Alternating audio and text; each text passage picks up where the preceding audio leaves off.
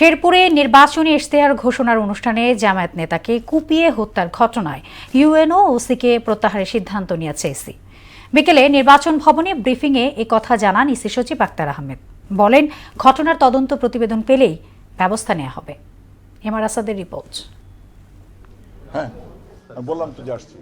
শেরপুর ৩ আসনে স্থানীয় প্রশাসনের নির্বাচনী ইশতেহার ঘোষণার অনুষ্ঠানে জামায়াত কর্মীকে কুপিয়ে হত্যার বিষয়ে নির্বাচন ভবনে বিশেষ ব্রিফ করেন ইসি সচিব। এ সময় তিনি জানান, এ ঘটনায় প্রত্যাহার করা হয়েছে ইউএনও ওসিকে। ইশতেহার পাঠ করে নির্বাচনী প্রচারণা করবেন, কিন্তু সেখানে একটা দুর্ভাগ্যজনক ঘটনা ঘটেছে এবং তার ধারাবাহিকতায় প্রশাসনিক সিদ্ধান্ত হিসেবে এই মুহূর্তে ইউএনও এবং ওসিকে প্রত্যাহার করার সিদ্ধান্ত নেওয়া হয়েছে।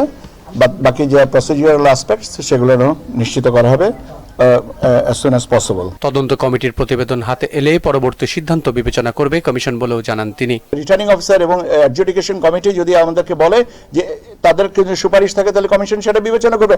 আর স্থানীয়ভাবে যদি এটা নিষ্পত্তি হয় তাহলে সেটা স্থানীয় হয়ে থাকে। ৮ ফেব্রুয়ারির পর আদালতের রায়ে কেউ প্রার্থীতে ফিরে পেলে ওই আসনে পোস্টাল ব্যালটে তার প্রতীক থাকবে না বলেও উল্লেখ করেন তিনি। ৮ তারিখের পরে, ৮ই ফেব্রুয়ারির পরে যদি কারোর প্রার্থিতা পুনর্বহাল হয়, সেক্ষেত্রে পোস্টাল ব্যালট তাদের ক্ষেত্রে প্রযোজ্য হওয়ার সুযোগ নেই। এমআর আসাদ, মোহনা সংবাদ, ঢাকা।